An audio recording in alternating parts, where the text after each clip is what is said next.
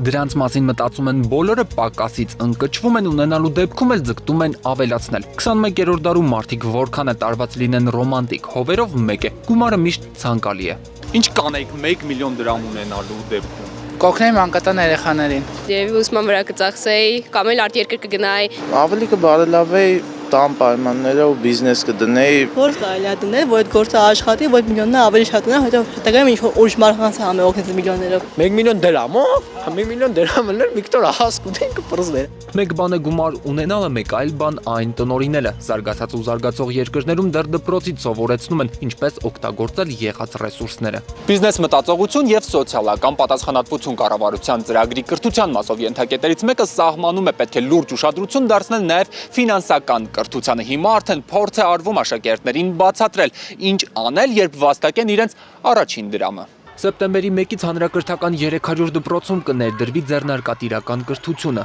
Առարկան լինելու է պարտադիր։ Կրթության եւ գիտության նախարարությունում ուսումնասիրություններ անելուց հետո որոշել են, այդ դասընթացներն իրականացնելու են ինտեգրված, համատեղելու են տեխնոլոգիա, մաթեմատիկա, ես եւ շրջակա աշխարհը, հասարակագիտություն, հանրահաշիվ առարկաների հետ։ Չենք ավելացնում նոր առարկա,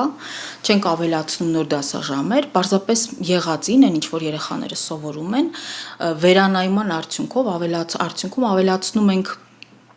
այն տարրերը, որոնք այդ տարիքային խմբում հնարավոր է, որ երեխան առանց որևէ խնդրի սահուն կերպով սովորի։ Աշխարհում տարածված է երկու մեթոդ՝ ֆինանսական կրթությունը դասավանդում են կամ որպես առանձին, կամ որպես ինտեգրված առարկա։ Երկրորդ տարբերակով առաջնորդվեցին, քանի որ երեխաների վրա լրացուցիչ ծանրաբեռնվածություն դնել չէին ուզում։ Նախ ծրագիրը կիրականացնեն փորձնական, մինչև այդ կվերապատրաստեն ուսուցիչներին։ Օրինակ մաթեմատիկան սովորելիս խնդիրը լուծելիս ուղղակի այնպիսի խնդիր է դրվում, որը լուծելով ինքը որոշակի արդեն ֆինանսական գիտելիքներ ձեռք բերում է։ Ուսումնասիրել են, պարզել ամենահեշտը գործընթացը ցածր դասարանցիներից սկսելն է։ Տեխնոլոգիա առարկայի շրջանակում նրանց կհանձնարարեն պատրաստել այնպիսի ապրանքներ, որոնք հնարավորություն կունենան հետագայում վաճառել։ Դասընթացի նման փորձեր Հայաստանի պատանեկան նվաճումներ հասարակական կազմակերպությունն արդեն ունեցել է։ Համայնքներում կազմակերպել է արտաժամյա պարապմունքներ։ Հիմա, երբ այդ ձեռնարկատիրական կրթությունը դպրոցներում լինելու է պարտադիր, շտապ օգնության կհասնեն իրենց պատրաստած մասնագետները։ Յուրաքանչյուրս պետք է սովորենք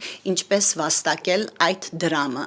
Լինենք ձեռներես թե ոչ, որտեղ եթե նույնիսկ ձեռներես չլինենք, մենք բոլորս սպառողներ ենք շատ փոքր տարիքից, եւ այս գիտելիքները նաեւ մեզ կսովորեցնեն լինել խելացի սպառողներ։ Ինչպես վաստակել գումար, ինչպես տնտեսել եւ ինչպես խելացի տնօրինել այն։ Առարկայի հիմնական նպատակներն են. աշակերտներին կսովորեցնեն ուսումնասիրել շուկան, հայտնաբերել ունեցած ուժեղ եւ թույլ կողմերը, լինել խելացի սպառողներ։ Երեխաները սովորում են, որ պետք չէ խաբվել փաթեթավորմանը։ Երբ որ դու սպառող ես արդեն եւ ինչ որ մի բան ուզում ես գնես, դու պետք է համեմատես եւ նայես, որ չխաբվես այն, որ գեղեցիկ փաթեթավորված է, ավելի թանկ տաս։ Թերևս արժի ավելի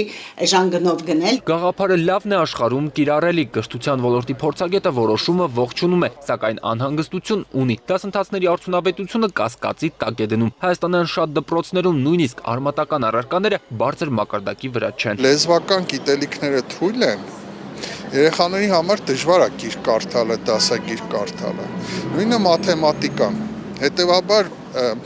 մինչև այս առարկաների վիճակը չլավանա, ձեռներեցություն առարկան ես չեմ կարծում, որ շատ մեծ դրական ազդեցություն կունենա, որտեղ ինքը ճյուղ առարկա է։ Այնուամենայնիվ, կրթության եւ գիտության նախարարությունից վստահեցնում են, քայլին գնացել են ժամանակի պահանջով։ Ծրագրով ոչ միայն սովորեցնելու են գումար վաստակել, այլ նաեւ սոցիալական պատասխանատվության դասեր են տալու։ Փորձելու են սերմանել գաղափար, որ վաստակած գումարի մի մասը պետք է ծառայեցնել համայնքային շահերին։ Փորձնական փուլը նախատեսում են ավարտել 1 տարվա ընթացքում եւ 2018-ից առարկաններ դնել բոլոր դպրոցներում։ Գրիգոր Հարությունյան, Հայկ Բարսեղյան, Ազդարար։